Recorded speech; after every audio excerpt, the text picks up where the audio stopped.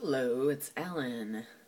I want to make a video about how hormone replacement therapy or going on testosterone works in the U.S., as far as I have learned, because I've had actually several international trans guys write me messages asking about how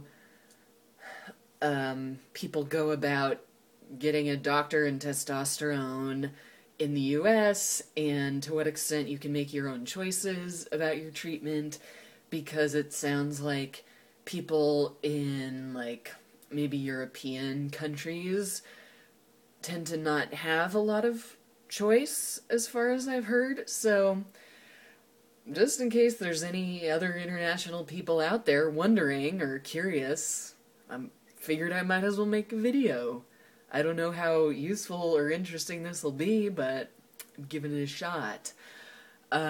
So, in my experience, and what I think is pretty much the case for the people I know here in the U.S., I mean, you pretty much choose your own doctor. Yeah, so, I just have my own primary care doctor that I picked because she had good reviews online, and she just happens to be part of this big medical center where there are a bunch of different doctors of all types, and they even do, I think, minor surgeries at this place. Well, my shoulder surgeon, my orthopedist, also works at this medical center. So dermatologist and everything else. So I emailed my primary care doctor to ask her if she knew of any endocrinologists, hormone doctors. This was a few months ago, because I figured, well, why not go to an endocrinologist? Why not go to somebody who knows a lot about hormones? And I think my primary care doctor didn't really feel qualified enough to deal with the hormone replacement therapy with me. So she did a little looking around and talking to her colleagues and found an endocrinologist within this medical center that sounded good to her. So I made an appointment with this endocrinologist. She turned out to be awesome. She's very modern and really up to date with transgender standards of care. So, for example, when I was going to start T, my endocrinologist wanted to get in touch with my therapist, but didn't require an actual official letter from the therapist, because the most current WPATH guidelines for care of transgender patients throughout the world says that it doesn't necessarily make sense to always require everybody to have an official letter from their therapist before getting, hormone therapy. So my doctor's really modern and up-to-date in that way, which is cool, and she's very respectful. So I met with her for kind of a long appointment to get acquainted and for her to answer my questions. And then a few weeks later, when I felt like I was ready to start T, I just emailed her and told her, and she was like, okay, well, I'll prescribe it. And I was pretty much in charge, to some extent, of my dose. At first I asked if she would let me start on sort of a low dose of testosterone so that I could go into it gradually. I wanted half of the normal dose. But then there were some communication delays, and then a couple weeks passed, and then at that point I was like, I just want to get started. Maybe I'll start in the normal dose, because at this point I actually don't want it to go slow. So I emailed her that, and she was like, yeah, sure, we'll just start you on the full normal dose right away. So I had a lot of freedom and say in that. And so then she put through a prescription to my local pharmacy at the local drugstore, but then also within the medical center system because, so when I got my first shot, I went to the medical center and I didn't even see my doctor, but I met with her nurse, like assistant, basically. So the nurse just had instructions to give me my dose of testosterone, so I just went in there. She gave me the shot, that's it.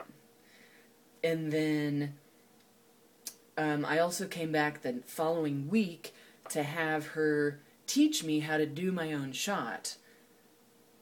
Because I think what tends to be normal for most trans guys in the U.S. is that if you are doing the injection method as opposed to the topical skin testosterone gel, which is an option that a lot of people choose, I mean, you have choice about all this. So if you do the injections, you end up really doing it by yourself at home or have a friend or family member do it for you. That's what I think is common for most people. So, I mean, the nurse was actually ready to just let me go after giving me the first shot. And she was like, okay, well, since your wife is a doctor, you can have her do it. And then I went home and I said to my wife, like, well, so you can do the shot for me now. And she's like, well, I know how to do injections, but I don't know the specifics of how your individual testosterone is supposed to be administered. So I was like, well, fine, I'll go back and have the nurse teach me. So that's what I did the following week. And then I went to my local pharmacy and picked up the testosterone and the syringes. So I just have that at home, and I can do the shots every week whenever I feel like it. I mean, obviously I do it regularly, but it's totally up to me and my own responsibility. So, yeah, was I going to say anything else there? Well, I'm going to show you the testosterone, because a couple people have asked me about that. So, mine comes in this little box. Testosterone cypionate injection. This particular one is 1,000 milligrams per 10 milliliter, which means 100 milligrams in each milliliter. So I do 100 milligrams a week, so I have to inject 1 milliliter each week, which is a bummer because at the doctor's office they had 200 milligrams per milliliter, so I did a half of a milliliter per shot, which is nicer because it's less fluid. So you can see it says Sun Pharma. Yeah, doesn't that sound impressive and legit? Not really. And then this is what is inside the box. Little glass bottle. And this is the syringe.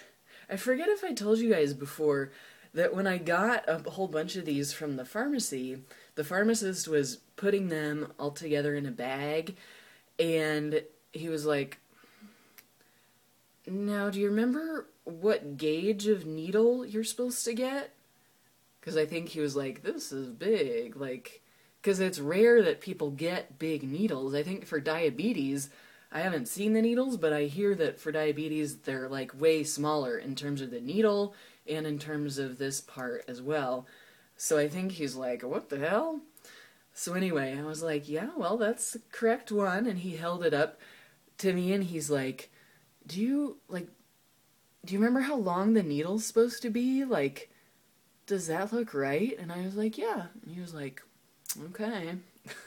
So I thought that was funny.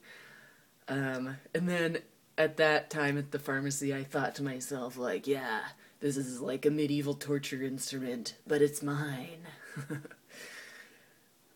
Anyway, that's silly. Yeah, so you can see the numbers. I don't know if anybody even cares about this, but like there's the number 1, so that's how much fluid I do. This is a used one, and it's like greasy, which is gross because the testosterone is in oil. Like, basically that was a bottle of oil. So yeah, anyway. What if I show you the needle itself? Oh wait, sorry, I'm just having the thought that I now have testosterone on my skin. That's probably not a huge deal. It's probably not a lot. Anyway, to continue the sort of distracted show and tell, this is dangerous. Don't try this at home unless you're trained. Here's the needle. You probably can't tell how big it is. Well, maybe. Yeah, it's hard to get a sense of the size in the video. But, I mean, it's like probably thicker than a sewing needle. Yeah, that's not working. Very carefully put it back in the little holder without giving myself an infection. Okay. And just a sort of a silly little side note, I put my used needles in this handy converted orange juice container with the top cut off that I keep out of children's reach, which is easy because there are no children here. So, yeah, it's probably more information than you needed. I think that's probably about it. So, yeah, feel free to let me know if you have questions, and feel free to leave comments telling me about your experiences getting testosterone in various forms in various other countries. I find that interesting.